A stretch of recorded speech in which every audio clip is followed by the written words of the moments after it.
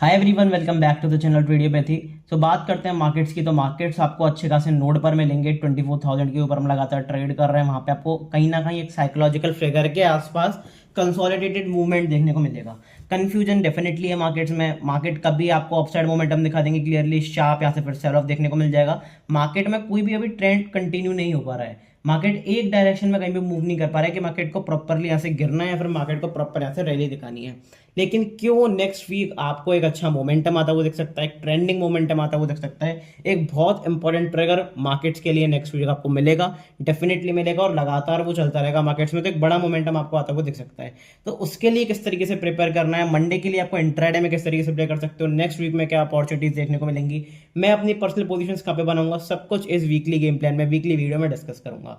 सो अगर वीडियो अच्छी लगती हो डेफिनेटली वीडियो को लाइक करा करो, चैनल को सब्सक्राइब करा करो, क्योंकि आपका लाइक, आपका सब्सक्रिप्शन, आपका कमेंट मेरे लिए बहुत इंपॉर्टेंट है।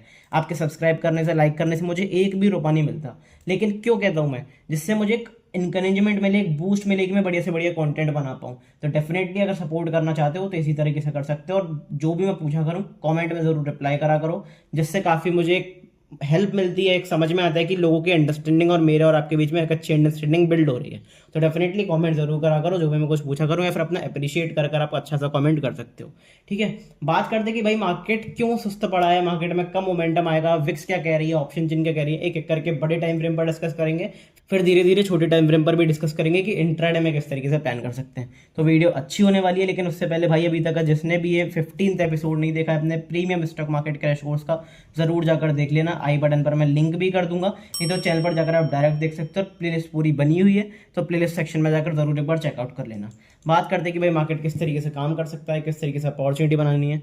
तो बिना किसी टाइम वेस्ट के अपनी तगड़ी सी वीडियो को स्टार्ट करते हैं। सबसे पहले तो मैं बता दूं कि काफी सारे लोग पूछ रहे थे कि भाई आपकी रेगुलर वीडियोस क्यों नहीं आ रही। तो देखो, मैं सिंपल सा पिछली बार भी जब मैं गया था तब बता के गया था कि मैं ट्रैवल कर रहा हूँ, हो सकता है वीडियो लगातार नहीं आए, कुछ हफ्ते तक वीडियो नहीं आए, और ऐसा ही हुआ। अनफॉर्चुनेटली मैं वीडियो नहीं बना पाया। लेकिन एक इंपॉर्टेंट चीज अब क्या कर सकते हो कि जो डिस्क्रिप्शन में लिंक दिया हुआ है वहां से टेलीग्राम ग्रुप जरूर ज्वाइन कर सकते हो। लिंक आपका डिस्क्रिप्शन में है, पिंड कमेंट में, चैनल के बायो में है। सिर्फ और सिर्फ लिंक से ज्वाइन करना, क्योंकि टेलीग्राम ग्रुप प्राइवेट है।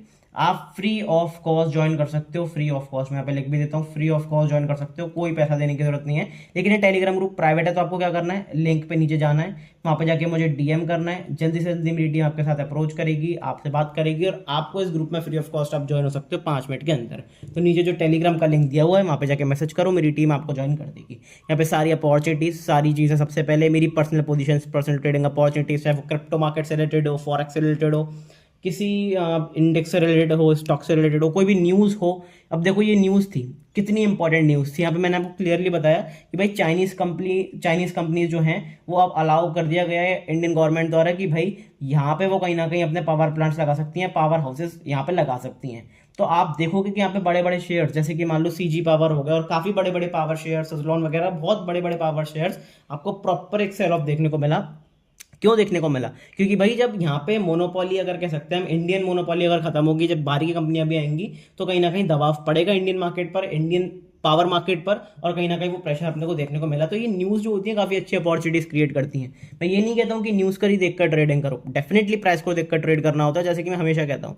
लेकिन अगर न्यूज़ इंपैक्ट करती है तो आपको न्यूज़ भी संभल कर रखनी पड़ेगी। अब फिलहाल अगर मैं बात करता हूँ कि भाई यूएस और ईरान का क्या चल रहा है, तो उसके बारे में डिस्कशन कर लेंगे। लेकिन उससे पहले भाई टेलीग्राम ग्रुप ज्वाइन नहीं करा है, डेफिनेटली जरूर कर लेना। साइकोलॉजी, ऑप्शन चेन से रिलेटेड आंसर सब कुछ यहीं पर शेयर होता है।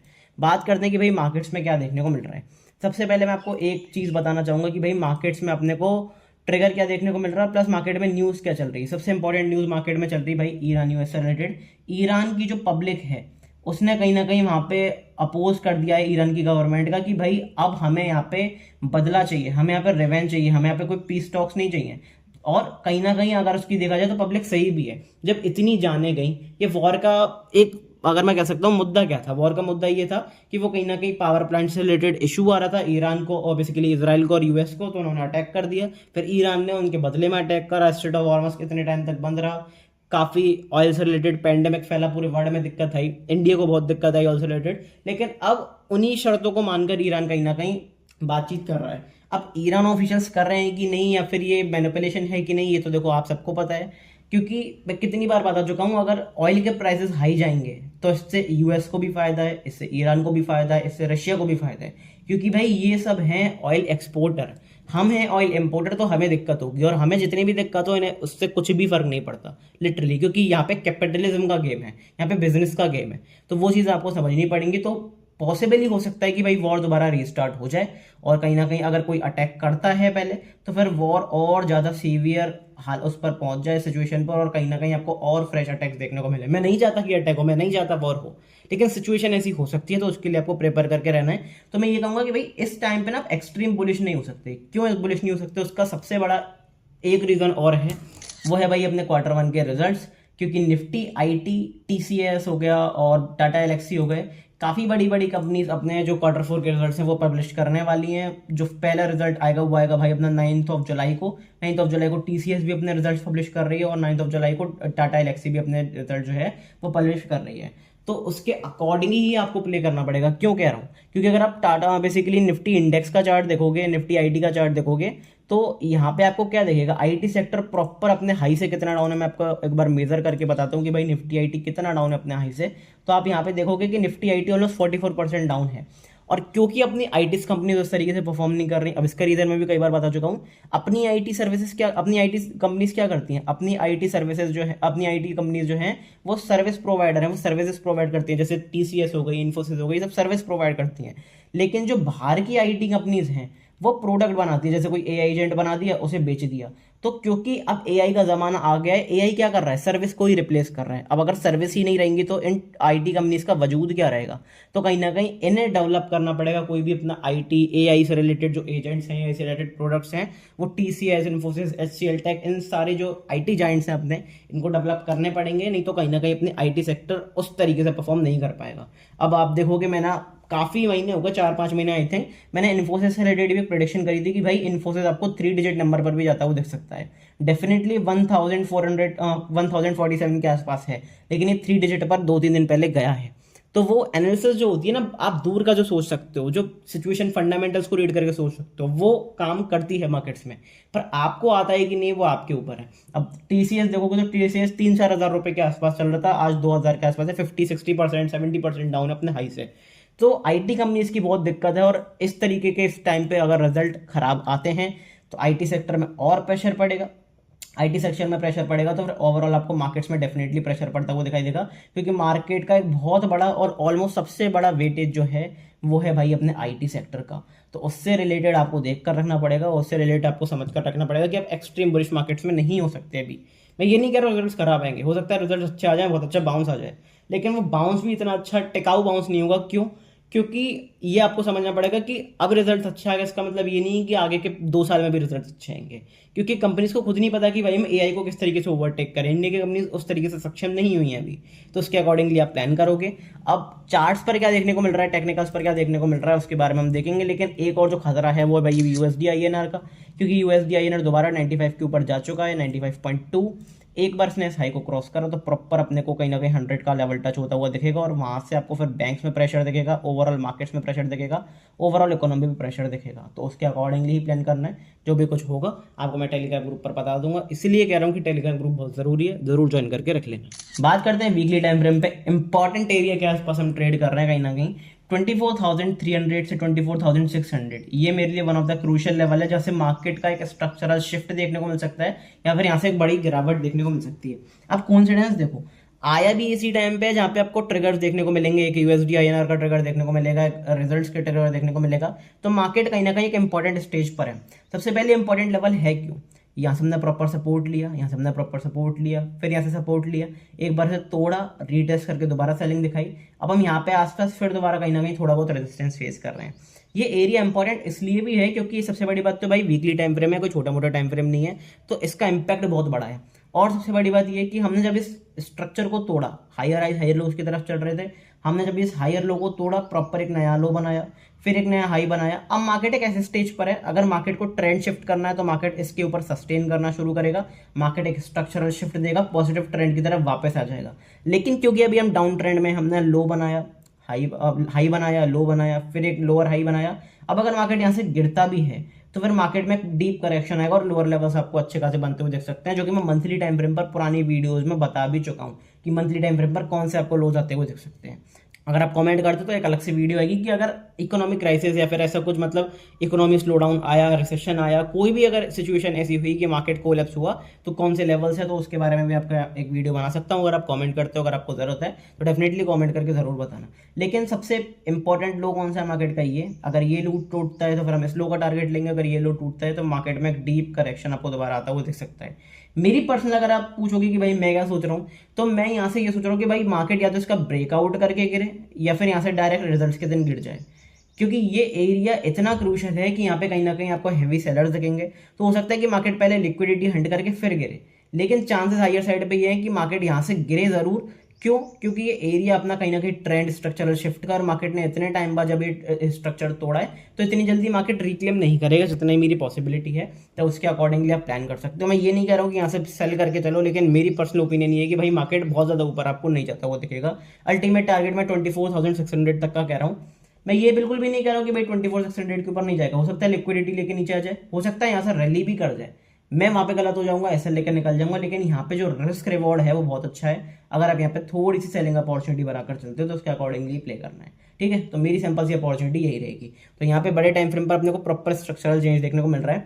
एक स्ट्रक्चरल चेंज अगर मैं आपको दिखाता हूँ डेली टाइम फ्रेम पर, तो उसके बारे में बात करते हैं कि डेली टाइम फ्रेम पर अपने को क्या देखने को मिल रहा है। तो डेली टाइम फ्रेम पे भी अपने को वही एरिया देखने को मिल रहा है 24,600। और इसके ऊपर अगर अपन स्ट्रक्चरल बेसिकली शिफ्ट करते हैं तो प्रॉपर अपने को एक बाइंग देखने को मिलेगी।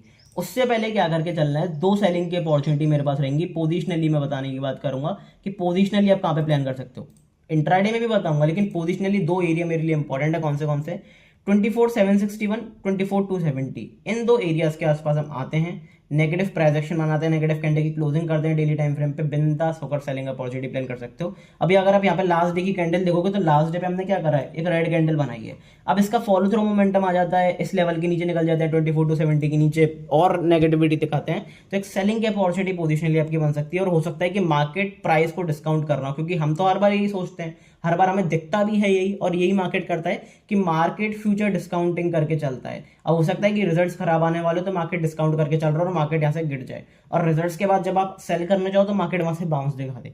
तो उसके अकॉर्डिंगली प्लान कर रहा हूँ। साइकोलॉजी मार्केट्स में हमेशा चलती है।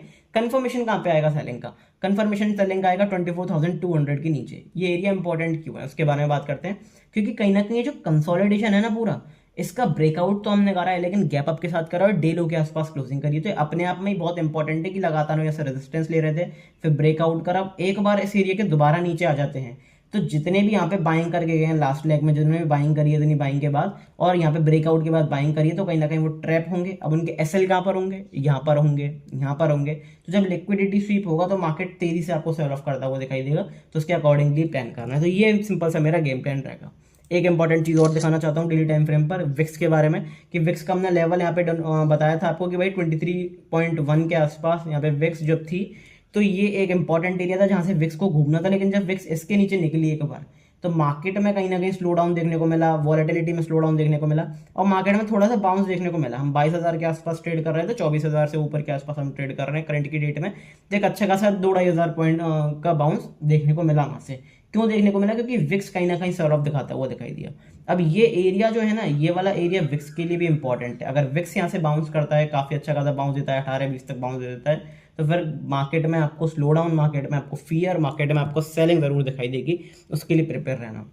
मैं कोई बायस नहीं हूं कि भाई मार्केट में सेलिंग आएगी, लेकिन जो चार्ट्स पर दिख रहा है मैं सिर्फ आपको वो दिखा रहा हूँ। इंट्राडे बेसिस पर क्या दिख रहा है उसके बारे में बात करते हैं, इंट्राडे में किस तरीके से प्लान करना है उसके बारे में बात करते हैं। लेकिन भाई टेलीग्राम ग्रुप जरूर ज्वाइन कर लेना, क्योंकि ये प्री मार्केट एनालिसिस है। लाइव मार्केट में सारी चीजें आपको यहीं पर मिलेंगी। सो मेक श्योर कोई भी चेंज होते हैं तो मैं टेलीग्राम ग्रुप पर डालूंगा, और लाइव मार्केट में आपने ज्वाइन करा हुआ है टेलीग्राम, तो डेफिनेटली आपको फायदा पहुंचेगा। बात करते हैं कि भाई बाइंग के बारे में, कि भाई बाइंग कहाँ पर आप कर सकते हो।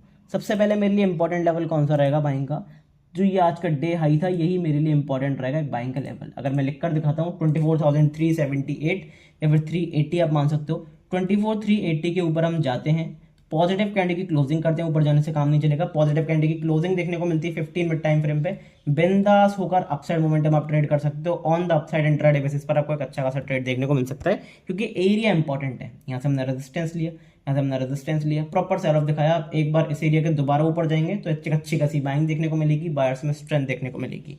ये हो गई मेरी एक बाइंग की अच्छी खासी अपॉर्चुनिटी। दूसरी बाइंग की अपॉर्चुनिटी आपको कहाँ पे देखने को मिल सकती है, मैं डेफिनेटली बता रहा हूँ कि बाउंस के लिए ही प्ले करना, यहाँ से हो सकता है आपको बाइंग थोड़ा सा रिस्की मिले। क्यों बता रहा हूँ उसके बारे में बात करेंगे। तो दो एरियाज मेरे लिए इंपॉर्टेंट है, 24,071, 23,880, इन दो एरियाज के आसपास हम आते हैं। Positive price action, positive candle की क्लोजिंग, ग्रीन कैंडल की closing, positive support formation create करते हैं 15 मिनट टाइम फ्रेम पर। ऑन द इंट्राडे बेसिस एक अच्छा खासा बाउंस ट्रेड कर सकते हो और अच्छी खासी आपको बाइंग देखने को मिल सकती है इन दो एरियाज के आसपास। तो उसके लिए आपको मेंटली प्रिपेयर रहना है। बात करते हैं सेलिंग की। अब सेलिंग का एरिया मेरे लिए इंपॉर्टेंट है और आपको एक सीवियर सेलिंग क्यों दिखाई दे सकती है उसके बारे में बात करते हैं। ये एरिया मेरे लिए एक बहुत इंपॉर्टेंट एरिया है, ये वाला अगर मैं आप मार्क करके बताता हूँ 24,250 मेरे लिए एक इंपॉर्टेंट एरिया है और सेलिंग के लिए मैं इसके नीचे प्ले करूंगा। 24,250 कहीं ना कहीं एक स्विंग हाई का काम कर रहा था, मार्केट ने इसको तोड़ा, एक नया हाई बनाया। अब इस ब्रेकआउट के बाद जिसने भी यहाँ पर बाइंग करी उन्हें पैसा तो मिला नहीं, लेकिन इतनी बड़ी सेलिंग भी नहीं है कि वो अपनी पोजीशन लॉस बुकआउट कर लें। तो जो पोजिशनल सेलर, जो पोजिशनल बायर्स होंगे वो कहीं ना कहीं थोड़ा सा और होल्ड करेंगे, मार्केट हो सकता है उनकी लिक्विडिटी ट्रैप करना चाहे। तो इस एरिया के नीचे अगर हम निकलते हैं तो हो सकता है आपको एक बड़ी सेलिंग देखने को मिले और सबसे पहला जो ये वाला बाउंस है आपको यहाँ तक मार्केट देखने को मिल जाए। तो उसके लिए आपको इस एरिया के लिए आपको प्रिपेयर करके रहना है। यहाँ पे एक अच्छा सेलिंग का मूव आपको आता हुआ दिख सकता है क्योंकि ये कहीं ना कहीं फेक ब्रेकआउट होगा। इसके नीचे निकलते हैं, क्लोजिंग करते हैं मोस्ट इंपॉर्टेंटली नेगेटिव कैंडल की 15 मिनट टाइम फ्रेम पर, तो फिर प्रॉपर सेलिंग देखने को मिलेगी। तो ये सेलिंग के लिए मेरे अच्छी खासी अपॉर्चुनिटी है, उसके लिए आपको प्रिपेयर करके रहना है। लाइव मार्केट में जो भी होगा मैं टेलीग्राम ग्रुप पे आपको बता दूंगा। बात करते हैं ऑप्शन चेन में क्या देखने को मिल रहा है। सीसीआर आपको न्यूट्रल दिखेगा, 1 पर दिखेगा, 1 पर दिखेगा और सबसे इंपॉर्टेंटली बात क्या है भाई, प्रीमियम्स किस तरीके से मूव कर रहे हैं। तो प्रीमियम्स आपको दिखेंगे 24,300 पे आपको 75 पॉइंट्स प्रीमियम, 24,300 पे आपको पुट के प्रीमियम्स दिखेंगे 93। तो कहीं ना कहीं थोड़ा सा यहाँ पे जो पुट के प्रीमियम्स हैं वो थोड़ा सा एक्स्ट्रा है। अब मंडे को देखना होगा कि ओपनिंग कहाँ पे होती है। अगर मंडे को नीचे ओपनिंग हो गई तो ये प्रीमियम्स जस्टिफाइड है, लेकिन अगर थोड़ा सा भी फ्लैट खुल गए, हल्का सा भी गैप अप खुल गए तो कहीं ना कहीं पुट के प्रीमियम जो है शार्पली फॉल करेंगे और कहीं ना कहीं मार्केट फिर आपको एक अच्छा मोमेंटम बनता हुआ दिख सकता है। बात करते हैं कि भाई अच्छी खासी राइटिंग कहाँ पर है। तो 24,100 पर आपको दिखेगा कि भाई एक्सट्रीम पुट राइटिंग आपको देखने को मिलेगी। हालांकि पुट राइटर्स यहाँ से थोड़ा सा भागे हैं, लेकिन कहीं ना कहीं पुट राइटिंग अच्छी खासी देखने को तो मिल रही है। अगर आप बात करते हो 24,100 पर 14 करोड़ शेयर्स के आसपास, 24,400 पर आपको एक्सट्रीम कॉल राइटिंग देखने को मिलेगी 37.15। यहाँ पे अच्छा खासा बिल्डअप भी आपको देखने को मिलेगा। तो मेरे लिए एक्सट्रीम केस क्या रहेगा कि भाई 24,100 के नीचे अगर हम पैनिक में, अगर इसके नीचे निकलते हैं तो फिर कहीं ना कहीं मार्केट्स में पैनिक आएगा और 24,400 के ऊपर निकलते हैं तो मार्केट्स में आपको एक शॉर्ट कवरिंग का मूव आएगा। क्या मंडे को एक मूव एक्सपेक्टेड है? मेरे हिसाब से बिल्कुल भी नहीं, क्योंकि मैं यहाँ पे 9 जुलाई तक मैं ऐसा सोच रहा हूँ कि भाई मार्केट सबको सिर्फ कंफ्यूजन ही करके रखेगा। हो सकता है ऊपर चला जाए फिर अगले दिन नीचे आ जाए, हो सकता है ऊपर चला जाए अगले दिन नीचे आ जाए। जो भी कुछ होगा मैं 9 जुलाई को ही सोच रहा हूँ और 9 जुलाई के अगर लाइव मार्केट में रिजल्ट आए तो अच्छी बात है, नहीं तो फिर 10 जुलाई को जो भी कुछ होगा वो अच्छा खासा आपको गेम प्लान बनता हुआ दिखेगा। तो उसके लिए अकॉर्डिंगली आपको प्लान करना है। बात करते हैं बैंक निफ्टी में। बैंक निफ्टी में क्या देखने को मिल रहा है। निफ्टी आपको कहीं ना कहीं स्लो दिखेगा, थोड़ा सा डाउनवर्ड दिखेगा, लेकिन बैंक निफ्टी ने अच्छा खासा एक बाउंस दिखाया है और मोस्ट इंपॉर्टेंटली बैंक निफ्टी अपने क्रूशियल एरिया 57,800 के ऊपर ट्रेड कर रहा है लगातार। ये एरिया था जहां से बैंक निफ्टी ने स्ट्रक्चरल शिफ्ट दिखाया था। यहाँ पे प्रॉपर हमने रेजिस्टेंस सपोर्ट लिया, इससे पहले हमने सपोर्ट लिया, इससे पहले रेजिस्टेंस लिया, एक बार इसके नीचे गए, मार्केट ने रिटेस्ट करा, रेजिस्टेंस लिया, लेकिन इस 3 हफ्ते से हम इस एरिया के ऊपर काम कर रहे हैं। अब देखो चांसेस दो हैं, या तो मार्केट यहाँ से फॉल कर जाए, सारे बायर्स को फंसा ले, या फिर मार्केट यहाँ से रैली कर जाए। दोनों ही कंडीशन में आपको अच्छा खासा मूव देखने को मिल सकता है, बड़ा मूव देखने को मिल सकता है। तो उसके अकॉर्डिंगली आप प्लान करोगे, जो भी कुछ होगा मैं आपको टेलीग्राम ग्रुप पे चार्ट शेयर कर दूंगा और वो आपको चार्ट्स पर भी क्लियरली नजर आएगा। लेकिन चांसेस हायर साइड पे ये है कि अगर रिजल्ट खराब आते हैं तो फिर बायर्स बहुत बुरी तरह फंस सकते हैं, क्योंकि इकोनॉमी उस तरीके से परफॉर्म नहीं कर रही जिस तरीके से आप देख रहे हो, जिस तरीके से आपको न्यूज में दिखाया जा रहा है, सो कॉल्ड मीडिया आपको बता रही है, वो जरूरी नहीं है कि सच हो। तो उसके अकॉर्डिंगली आप देखना और उसके अकॉर्डिंग जो आपको दिखे उसी के हिसाब से प्लान कर सकते हो। बात करते हैं भाई बैंक निफ्टी की रेंज डेली टाइम फ्रेम पर, बहुत कंसोलिडेटेड, बहुत चॉपी रेंज। तो क्या करके चलना है, इस रेंज को प्ले करके चलो 58,700, 57,400।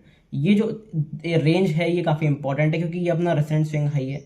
इस हाई के ऊपर निकलेंगे तभी कोई पॉजिटिव फ्रेश मूव आएगा, लेकिन इस लो के नीचे निकले तो फिर एक शार्प सेलिंग का मूव देखने को मिलेगा। क्यों? क्योंकि ये अपना रिसेंट स्विंग हाई था, इसका ब्रेकआउट करा, स्ट्रक्चरल शिफ्ट करा। अब ये सारे बायर्स अगर फंसे यहाँ से तो फिर लिक्विडिटी बहुत दूर तक है, यहाँ पे बहुत दूर तक लिक्विडिटी है। तो फिर आपको एक पंप डंप वाला सीन भी दिख सकता है बैंक निफ्टी में। तो उसके लिए आपको थोड़ा सा यहाँ पे कॉशियस रहना, और मैं पर्सनली नहीं कहूँगा बिल्कुल भी यहाँ से बाय करने के लिए। हालांकि मैं तो सेल करने के लिए भी नहीं कह रहा, क्योंकि भाई मैं फाइनेंशियल एडवाइज़र नहीं हूँ आपका, सेबी से रजिस्टर्ड नहीं हूँ, तो आप अपने फाइनेंशियल एडवाइज़र से ज़रूर कंसल्ट करना। लेकिन मेरे हिसाब से यहाँ पे थोड़ा सा बाइंग करना यहाँ पे प्रेफरेबल नहीं रहेगा रिस्क रिवॉर्ड के अकॉर्डिंगली। यहाँ पे बहुत ज़्यादा रिस्क आपका बढ़ जाएगा अगर आप यहाँ से बाइंग करके जाते हो, तो उसके आप देख सकते हो अपने हिसाब से जो भी आपका प्लान हो, लेकिन मेरे अकॉर्डिंगली मैं यहाँ से बाइंग करके नहीं चलूँगा।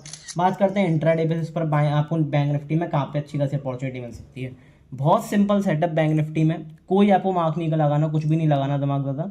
आपको एक ट्रायंगुलर सेटअप बनाना है। ये ट्रायंगुलर सेटअप, ये जो ऊपर का जो ट्रायंगल की लाइन है वो ये है, नीचे की जो ट्रायंगल की लाइन है वो ये है। अगर हम इस ट्रायंगल के बाहर निकलते हैं तो आपको एक अच्छा खासा मूव मिलेगा। क्यों क्यों क्यों क्योंकि यहाँ से हमने प्रॉपर सपोर्ट लिया, रेजिस्टेंस लिया, सपोर्ट लिया, रेजिस्टेंस लिया, रेजिस्टेंस लिया, इसके आसपास से सपोर्ट लिया। अगर इस एरिया के ऊपर रिटेस्ट करके ऊपर जाते हैं तो प्रॉपर एक बाइंग देखने को मिलेगी, इस एरिया के नीचे निकलते हैं तो एक रेजिस्टेंस, एक सेलिंग देखने को मिलेगी। तो उसके अकॉर्डिंगली आप प्लान कर सकते हो। ये सिंपलेस्ट सेटअप है बैंक निफ्टी में। यस, एक सेटअप और, अगर हम खुलते हैं निफ्टी में 75 पॉइंट से ज़्यादा का गैप अप या गैप डाउन, या फिर आप मान सकते हो 100 पॉइंट से ज़्यादा का गैप अप गैप डाउन अगर हम खुलते हैं बैंक बेसिकली निफ्टी में, तो वहाँ पे क्या करना है, वहाँ पे आपको सिर्फ एक सिंपल सेटअप यूज़ करना है। 30 मिनट की रेंज को मार्क करना है। फर्स्ट 30 मिनट की रेंज को मार्क करके 15 मिनट टाइम फ्रेम पर अगर वो अपसाइड तोड़ती है तो बाइंग करेंगे, डाउन साइड तोड़ती है तो सेलिंग करेंगे। One of the simplest setup है जो कि इंट्राडे बेसिस पर बहुत अच्छी तरीके से, बहुत हाई एक्यूरेसी के साथ काम करता है। इसके ऊपर डेफिनेटली मैं वीडियो लाऊंगा अगर आप बात करते हो, और कोर्स की वीडियोस चल रही हैं तो उसे चैनल पर देखते रहना। अगर वीडियो अच्छी लगी हो तो डेफिनेटली लाइक कर देना और एक बढ़िया सा कमेंट जरूर कर देना, और जो सब्सक्राइब करके रखो, काफ़ी इंपॉर्टेंट वीडियोस आने वाली है। लेकिन most importantly Telegram group join नहीं करा है अब तक तो ज़रूर कर लेना, डिस्क्रिप्शन में लिंक दिया हुआ है, पिन कमेंट में लिंक दिया हुआ है, चैनल के बायो में भी लिंक दिया हुआ है। ठीक है, मिलते हैं अगली वीडियो में, तब तक के लिए goodbye, thank you very much.